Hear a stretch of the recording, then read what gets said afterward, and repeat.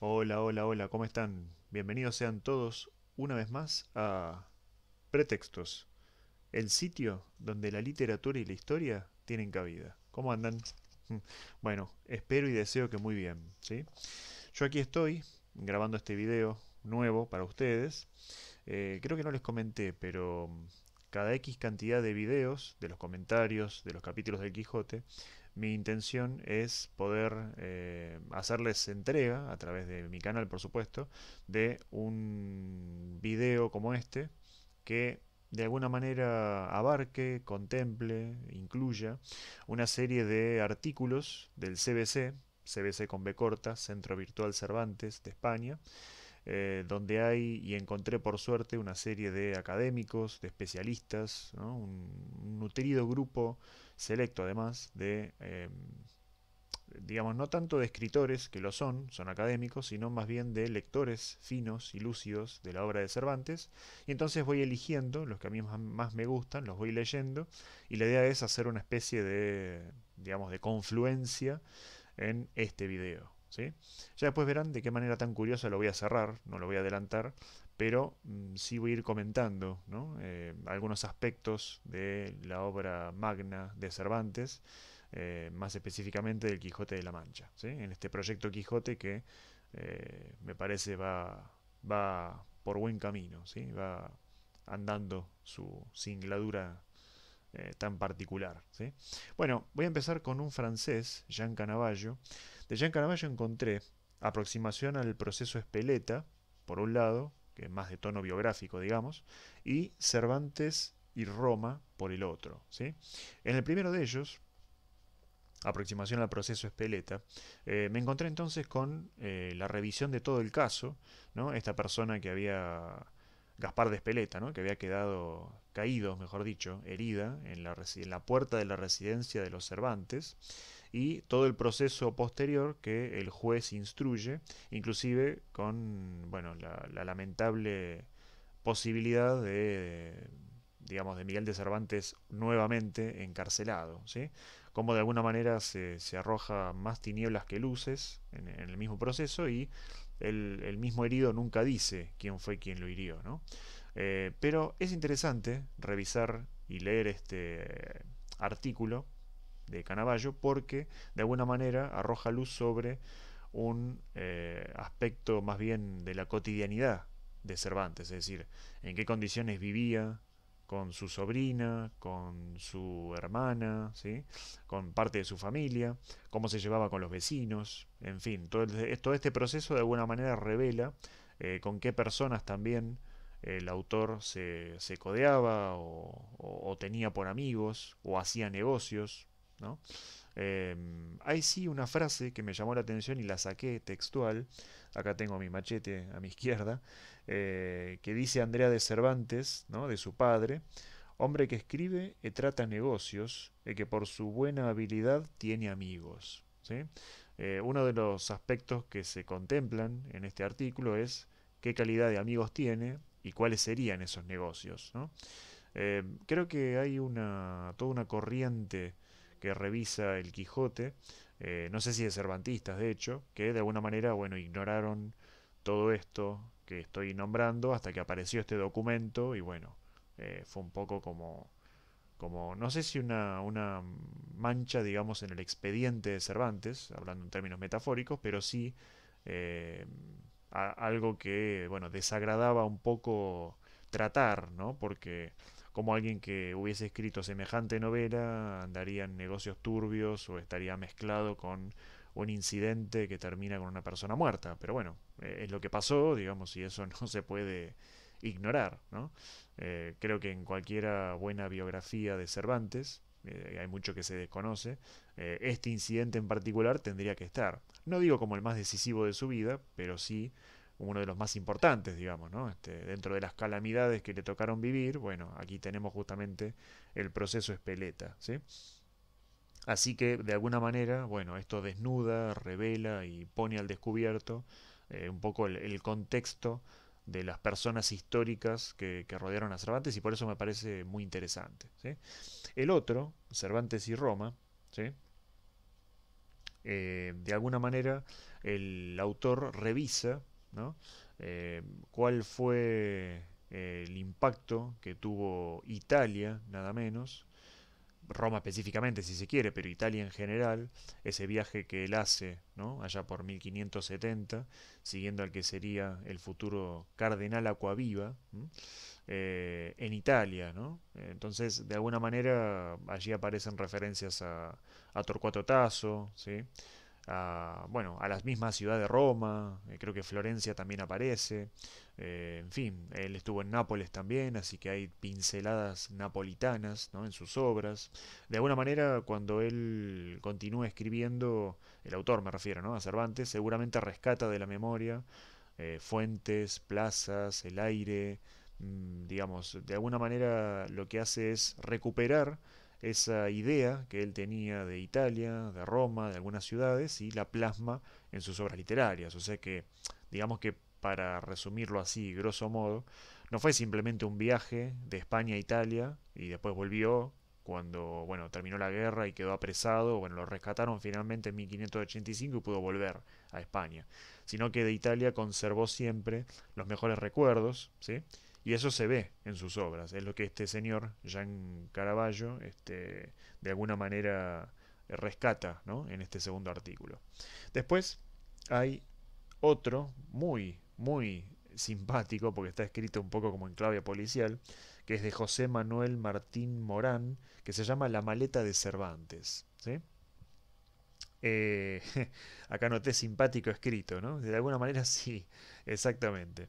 Bueno, lo que hace este señor, este José Manuel, es de alguna manera revisar de qué modo Cervantes introduce parte de su propia obra y, si no recuerdo mal, eh, también pone en jaque el estatuto tradicional de autor porque él se llama no padre sino padrastro de Don Quijote, ¿no? Entonces es una cosa bastante extraña o rara, siendo él el escritor que figura en la tapa del libro.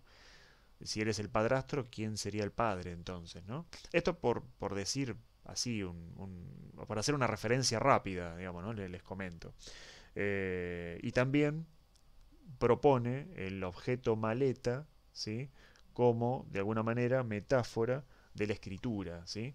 Este recurso de que el personaje encuentra en una maleta, en un arcón, en un baúl, un escrito, un manuscrito que supuestamente es de otro, también es una especie de recurso para introducir, por ejemplo, en la primera parte, porque en la segunda esto prácticamente no se ve, una historia que no, que es, digamos, tangencial a la historia principal. No tiene que ver ni con Don Quijote ni con Sancho, porque puede ser, no sé, la novela del curioso impertinente, por ejemplo, ¿no? Entonces, ahí no están Sancho, ni están la sobrina, ni el ama, ni el cura, ni el barbero, ni Sansón Carrasco. Digamos, la idea es introducir una segunda historia, ¿sí? Cuya principal sirve de marco, de alguna manera, la famosa historia enmarcada, ¿no? No importa cuántos capítulos lleve la novela del curioso impertinente, que ahora que lo pienso, y creo que lo dije en algún video, podría haber sido una novela ejemplar más, ¿no? Entonces, bueno, todo esto llama la atención también dentro del marco de la narrativa de la época, porque esto era algo absolutamente impensable y lo tuvo que hacer Cervantes para que, bueno, a través de los siglos esto quedara como un posible recurso más en la literatura, ¿sí? Del modo tan especial en la que él lo hace, ¿no? Bueno, eh, hay otro señor, José Montero Reguera, creo que es, que cuyo título, no sé si anda dando vueltas por acá un mosquito o qué, cuyo título, digo, se llama Una historia pendiente del primer Quijote, ¿sí? Aquí lo que vamos a encontrar es una cualidad que el mismo autor dice de sí mismo con respecto no tanto a lo que escribe, sino a lo que calla, ¿no? Este autor, el último que mencioné, revisa el estatuto de Maritornes, ¿sí? De esa moza tan particular que aparece en una venta, que es retratada de una manera también bastante peculiar y de alguna manera es más lo que desconocemos que lo que conocemos. Si pensamos en el propio personaje de Don Quijote pasa igual, digamos, ¿no? Ya nos encontramos con un personaje de 50 años, o Alonso, Alonso mejor dicho. A veces me confundo, no sé si eso no será a propósito ahora que lo pienso. Bueno, nos encontramos con un Alonso de 50 años, pero no sabemos cómo fue su adolescencia, su niñez, qué era lo que hacía cuando era más joven, si en algún momento le interesó otro tipo de literatura o solamente la pastoril, los romances, es decir, la poesía en general, sean de arte mayor o menor, y los libros de caballería tan en boga, ¿no? Durante la Edad Media, no lo sé, no sé, no hay, digamos que no hay una mirada hacia atrás en el personaje. Ya lo encontramos funcionando con 50 años, ¿sí?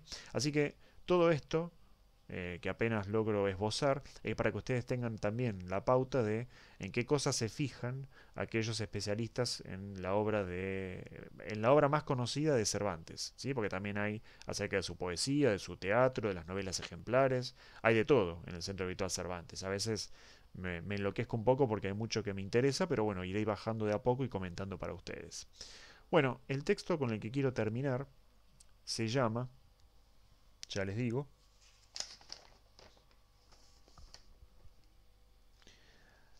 Cada loco con su tema, ¿sí? Y dice así: de poeta y de loco todos tenemos un poco. Los niños y los locos dicen la verdad. Dos frases en español que se aplican perfectamente al personaje principal de la novela inmortal y que pudieron haber sido dichas por su escudero, Sancho Panza. Hace no mucho tiempo acudió a mi mente la idea de que Don Quijote parece la figura de un oxímoron funcionando, una contradicción hecha carne. Y a continuación me formulé una pregunta. ¿La genialidad del personaje está en la intermitencia entre la lucidez y la locura?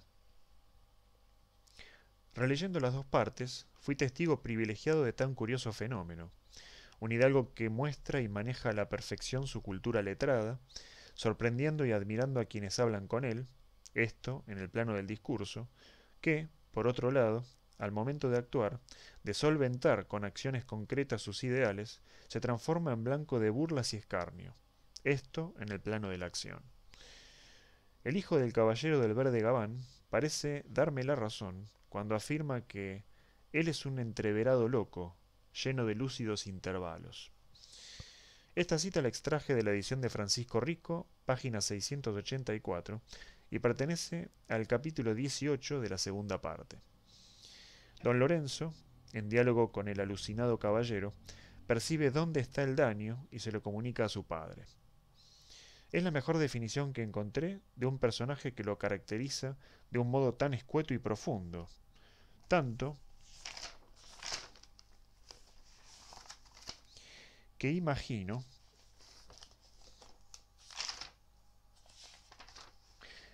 que no le tiembla la voz al decirlo. Aquí tenemos, entonces, a un personaje que desconcierta a propios y extraños, porque lo que dice no se corresponde con el tenor de lo que hace. Pareciera borrar con el codo lo que escribe con la mano. Si consideramos solamente uno de los aspectos que mencioné antes, el discurso, la cordura, la figura de Don Quijote crece y se estira hasta alturas de vértigo, con ese estilo retórico y sentencioso, oportuno, acertado, razonable, que lo dibujan frente a los ojos del lector y de algunos personajes como un campeón renacentista de la razón.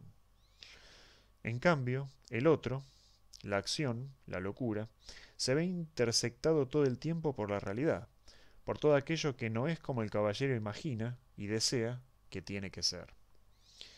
Ese contraste permanente es uno de los resortes de la risa, un disparador más de lo cómico.